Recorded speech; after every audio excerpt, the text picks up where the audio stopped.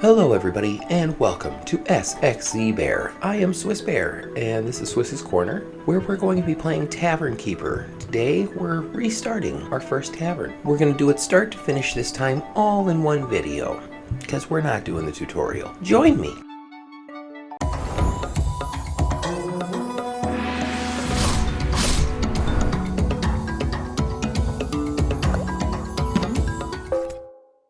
So right away, the first thing we have to do is demolish all the stuff that was already left on the floor and build ourselves a big tap room. Just ignore the little bit in the corner that I missed. Once we get our 2 taps set up, we go ahead and hire our first employee and we get our first kegs on the taps. Once we get a table set up and our first brew on tap, we are ready to open.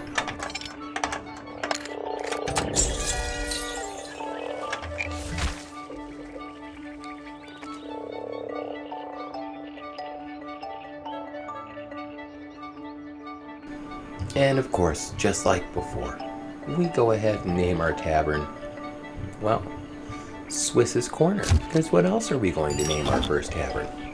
With the turn of a key, you throw your doors open to the world. There's no telling who might step through. And with our paperwork all filled out, we are an operating tavern.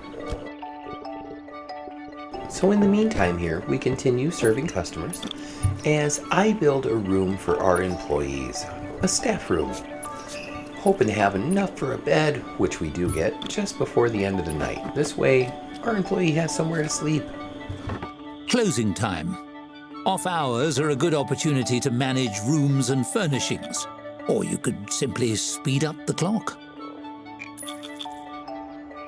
The dawn of a fresh day.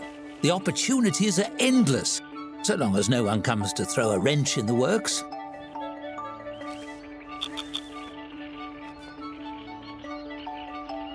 We get our visit from Miss Catherine, the lady who lets us know that we are not registered to run a tavern. We answered everything here the same way we did in the first 2 videos. After that, we go ahead and add our outhouse, which, again, I didn't realize I still hadn't given them access to. There's that little bit by the door there that came in when I was making the large tap room. We'll fix that in a little bit, don't worry. So until then, we continue to just serve our customers, because money is the thing that we need the most of. And, well, for money, we just need our customers to keep showing up. While that's happening, though, we do get the second storybook, which is The Gentleman from the Press. That's right, The Gentleman from the Chronicle. We answer everything the same way we did before. In video 1 or 2. I think it was video 2 for that one. But so, during the night, we build ourselves a storage room with 2 small spots just for our brews to go. We get our Morning Bayou Chronicle, which is just the same article we had before. And again, our biggest concern is just getting some money here and making sure that we keep some stuff in stock.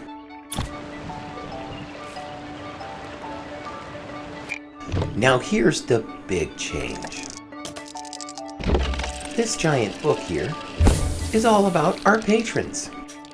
And every now and then, some of them will, I guess, call ahead, send a bird, maybe a squirrel, to let us know that they plan on coming as a group. So, when you click on the book and open it up, what you'll see are the little people up top that let us know that there's a group coming in a few days. Shows us what they're looking to have and if we're eligible for it. You can make some extra coin by accepting these and providing for everybody. There's a few more things to do with the book here, but we'll get into those a little bit later. We do add a little brazier to the tap room because, well, during rainy nights, there are people who want to be able to warm themselves up and dry themselves off. We also fix that little section in the back so that people can actually make it to our outhouse. But ultimately, the thing that probably takes the longest for progression is just waiting for customers and the coin to come in.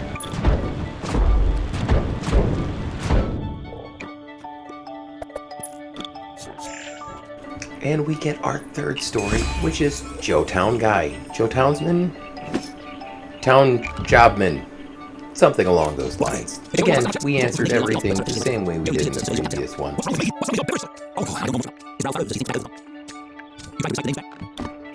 But this is the gentleman that gives us access to the other brewery.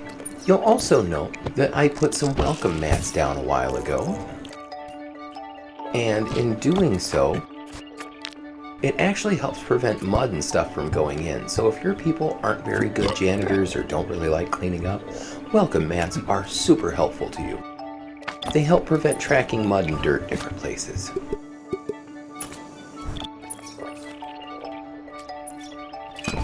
We're helping our first customers that scheduled an event here at the tavern. And like I said, that gives us just a little extra money. All went well, and that night we were able to put some lights in the form of lanterns and a candlestick.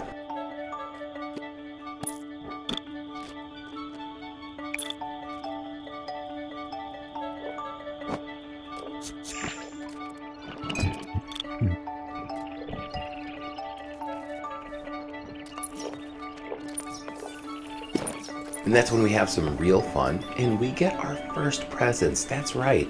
Sometimes patrons will just drop gifts for you. These are normally decorations and aesthetics, as you will see here. We got our workbench and a timber hutch.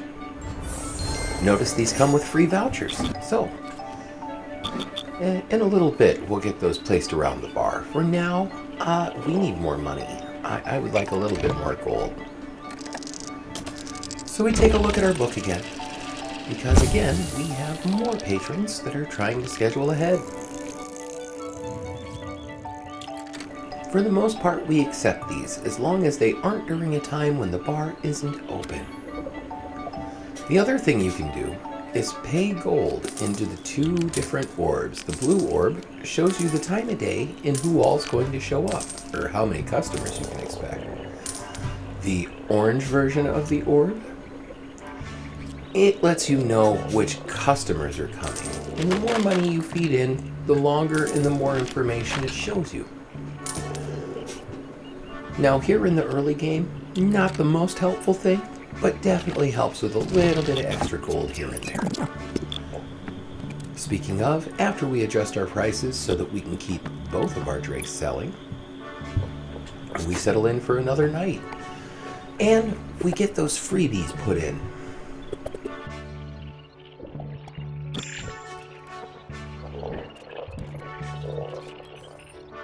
And that's when we finally hire our second person to help out. The groups are getting just a little too big, but now we have our second employee to help us serve up those delicious beverages.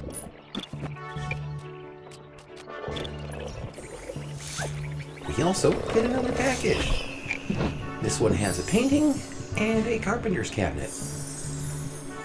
Cheers indeed. This is definitely helping make our tavern look extra special. Honestly, I'm having a hard time figuring out where to place some of these.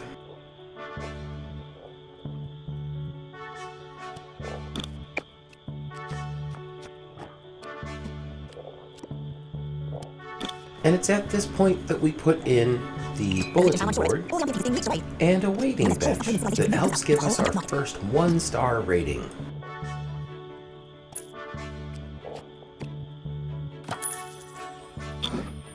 And there it is, our second 1-star. Once we get him out of the box and celebrate a little bit.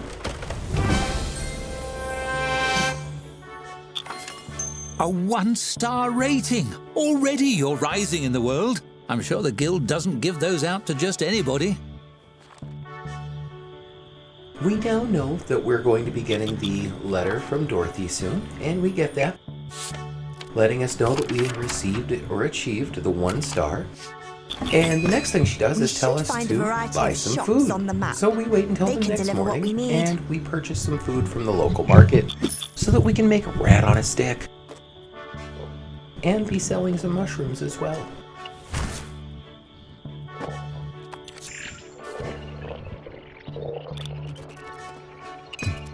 We also get a second Bayou Chronicle. That's right, this paper continues coming almost daily. I think you get it every 2 to 3 days in the game.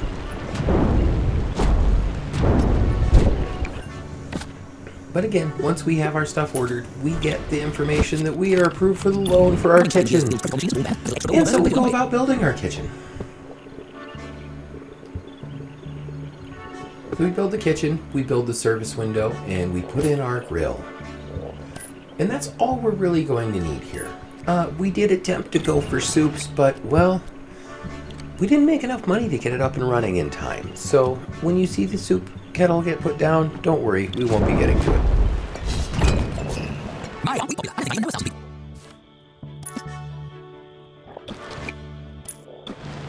And with our kitchen set up, we go ahead and put our rat on a stick out there for everyone to enjoy.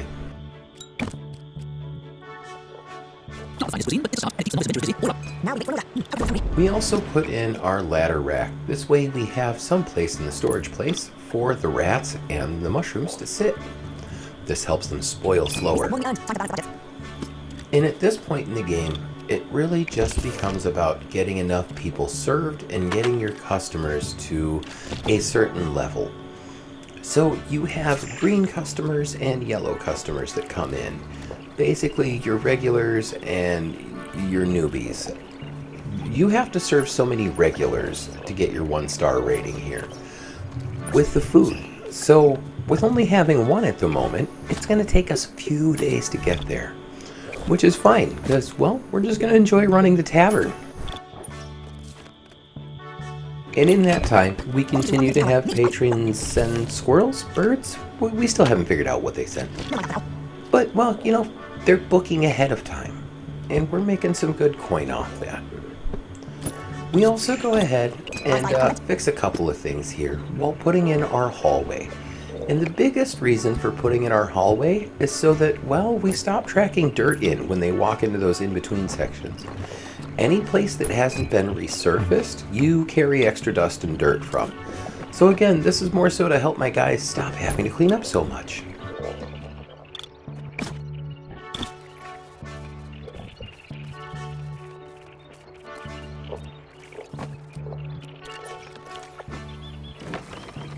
We also receive another gift, a timber credenza and a macabre painting. Again, I'm not entirely sure where I'm going to put them, but cheers! And of course, we do find the space for them. And again, our tavern is looking awesome, mostly because of the free stuff we keep getting from the gifts. As you can see, some of the power of the book has died down, so we feed the patrons book a few more coins. We also go ahead and accept another date from our customers. And as said before, I put a soup kettle down, but, well, we reach our star rating before I get a chance to use it.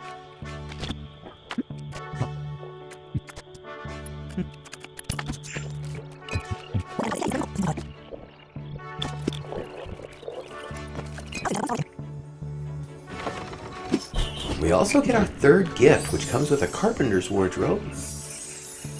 Third or fourth gift. And a Harrington banner. Bunny, I'm sure, would love that. So again, we place these, both of these went places our tavern patrons weren't going to see. And that's when we get our letter. Good news, a letter from the guild. Do you think letting us know that we have been approved by the board. We hit our rating, and that we are just waiting for Mrs. Catherine to come visit us, where we're going to have to pay our loan back in full. So coins, coins, coins. Gold, folks. That's what we're looking for. It took some doing, but you have all the balls in the air now. It's simply a matter of juggling them from here out.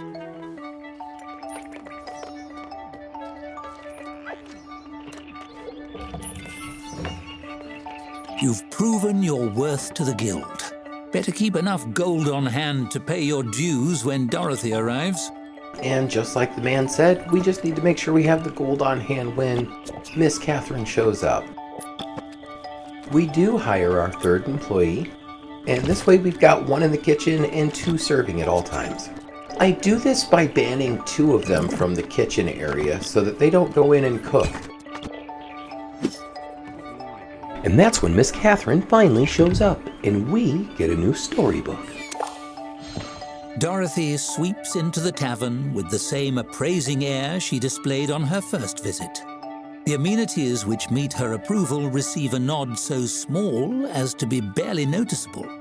You count 3. When she spots you, she graces you with one last tip of her head. Well, that's something. Sterling work. The tavern is coming along nicely. So nicely, in fact, that you must certainly have raised enough to pay your guild dues, as well as a repayment of the funds you were sent to build your kitchen. Oh, I most certainly did. Here it is. Here you go. You hand over the gold in a single large sack. She juggles it in her hand briefly, listening to the sound, then nods. That will do. Consider your guild dues and debts paid in full. All that remains in the membership process is for you to pass the bar. What is the bar? An astute question. The Tavern Keepers Guild has a very high bar. Literally. It's high enough for giants to drink at. We named the application test after it because we hide the exam binder on top where applicants can't reach it. She produces a notepad.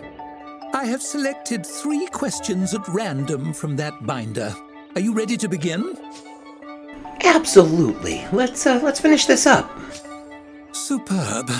It's all very simple, really. You will answer 3 questions about the nature of taverns and how they run. If you pass, you are granted membership. If you fail... Dorothy gives you a frown so severe you feel it singeing your eyelashes. Ogres will be unleashed on your tavern to destroy your business and life in general. Understood? Wonderful. Let us begin. That sounds brutal, but fair. She flips a page on her notepad. Question 1. Something simple to start with. A tavern is no place for rogue children. They must be ruthlessly weeded from the premises. How do you tell a dwarf and a child wearing a fake beard apart? Oh, I normally ask them what their favorite kind of stone is, or rocks. Dwarves love that stuff. Indeed. Dwarves are quite knowledgeable on the subject, whereas the enthusiasm many children show for rocks has no educational basis. Ignorant bunch, children. She marks your answer and flips to the next page. Moving on. Question 2. Which of the following services is not guild approved? Child catapulting, distribution of shrinking potions, or basilisk stabling? I mean, this feels like a trick question, but child catapulting has to be the worst, right? Correct. The guild frowns on war engine ownership. An invading army could commandeer it to siege somewhere or other, and your insurance premium would soar. She makes a tick on her notepad. Lastly, a question of jurisprudence. In the landmark case of Thorvak versus the Foggy Sailor, was the judge correct in voiding the plaintiff's privilege to adjudicate beverage consumption and declaring all patrons free to spend their coin as they see fit in recreational businesses? I'm just gonna go with yes. Yes. Well said. By the book. And of course, the Guild Council certainly agrees, as their recorded statement shows. She slashes her quill across the sheet of paper.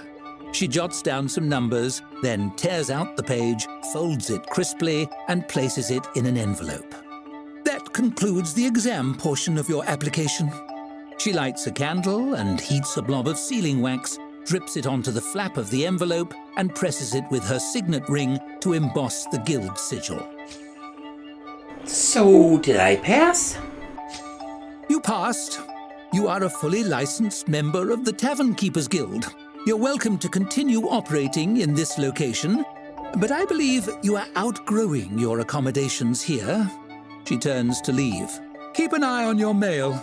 The Guild will be in touch about your next opportunity, potentially in another region entirely. Good luck, Tavern Keeper. That makes sense. There'd be a mailman. That's how we get everything. And congratulations to us! We did it! As a it! member of a powerful guild, your future is all but assured. What new doors might this open? We'll soon see. So with the tavern complete, we go ahead and sell that soup kettle, and congrats to us! We get our letter from the guild letting us know we have been accepted! We are an official Tavern Keeper! Our tavern, it was described as fun. As a registered member of the Tavern Keepers Guild, the world is your oyster.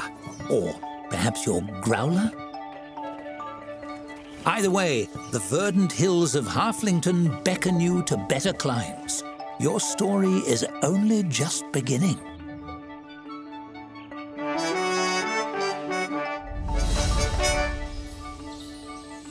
And with that, Halflington does call us.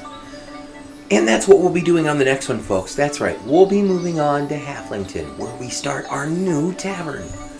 Join me there, folks. And if you enjoyed this episode of Swiss's Corner, think about giving me a like and maybe a subscribe so that you can catch us every Tuesday when we drop, and so that you always know what's going on here in Swiss's Corner. Thanks for watching, and we'll see you next time, folks.